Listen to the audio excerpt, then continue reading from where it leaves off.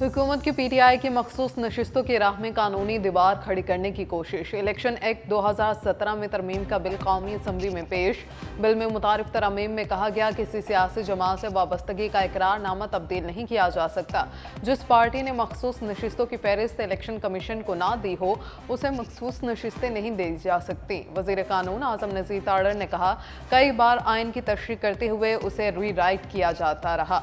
अदालतों को आइन रीराइट करने या उसकी शिकों को नया रंग देने का इख्तियार नहीं। बैरिस्टर गौहर का तरमीम के खिलाफ सुप्रीम कोर्ट जाने का ऐलान। मीडिया से गुफ्तगू में बोले, हुकूमत हमें मखसूस नशिस्तों से महरूम करना चाहती है, अपना हक नहीं छोड़ेंगे।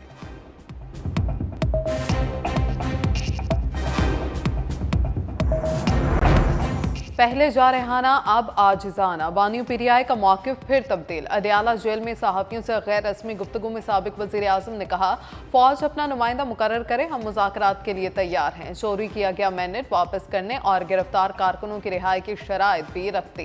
कहा, फ़ौज पर कभी इल्ज़ामात नहीं लगाए बल्कि तनकीद की। महमूद खान अचकज़ई फिर भरोसा है और उन्हें बातचीत का इख्तियार दे दिया है।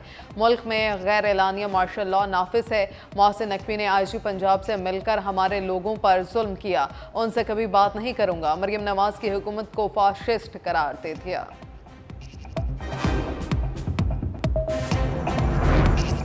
मुज़ाकरात नहीं, मुआफ़ी मांगो। पंजाब की सीनियर वज़ीर मरियम औरंगज़ेब का बानी पीटीआई के बयान पर रद्द-ए-अमल। एक्स पर पोस्ट में सीनियर सूबाई वज़ीर ने कहा, खुद साख्ता इनकलाबी फ़ौज से किस बात के मुज़ाकरात चाहता है।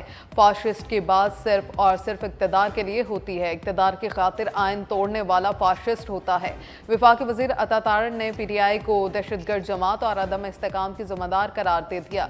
कहा, पहले कहते थे छोड़ूंगा नहीं, अब मुज़ाकरात के लिए मिन्नतें की जा रही हैं। आप कभी गिरेबान पकड़ते हैं और कभी पांव में गिर जाते हैं। कौमी सलामती पर कोई कंप्रोमाइज नहीं किया जाएगा।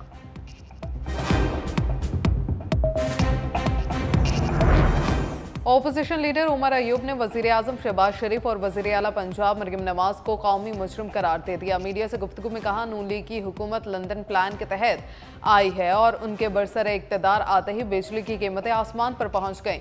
पीटीआई हुकूमत में बिजली का यूनिट 17 रुपये था, जो अब 85 रुपये तक पहुंच गया है। IPP से गलत मुआहदे किए गए। मुसद्दिक मलिक मुज़ाकरात की पेशकश को गैर संजीदा करार दे दिया।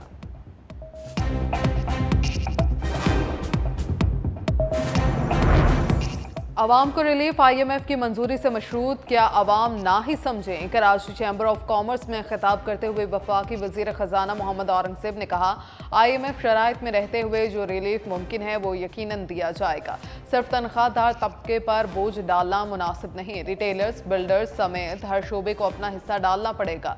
ज़राई टैक्स सूबाई मामला है, तवक्को है सूबाई हुकूमतें उसे नाफिज करेंगी।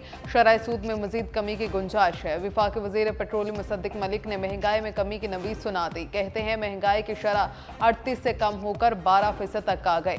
मजीद कमी के लिए इक़दाम कर रहे हैं। नौजवानों को रोजगार फराहम करना अव्वलीन तरजीह है।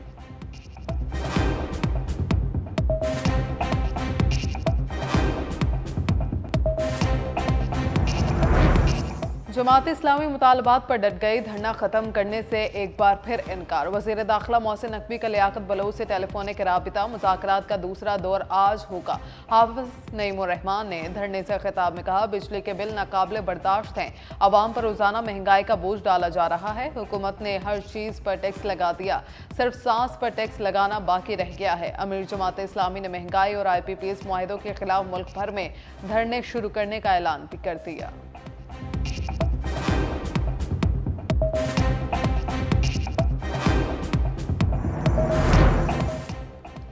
फौजियों को बगावत पर उकसाने के इल्जाम में lieutenant colonel retired Akbar Hussain का कोर्ट मार्शल रैंक जब्त करके 14 साल कैद की सजा सुना दी गई। ISPR के मुताबिक मजाज अदालत ने मुनासिब अदालती अमल के जरिए अकबर हुसैन को मुजरिम करार दिया था। सजा के मुताबिक ऑफिसर का रैंक 26 जुलाई को जब्त किया गया था। इसी जुर्म में साबिक मेजर आदिल फारूक राजा और साबिक कैप्टन हैदर रजा मेहदी का भी कोर्ट मार्शल किया गया था।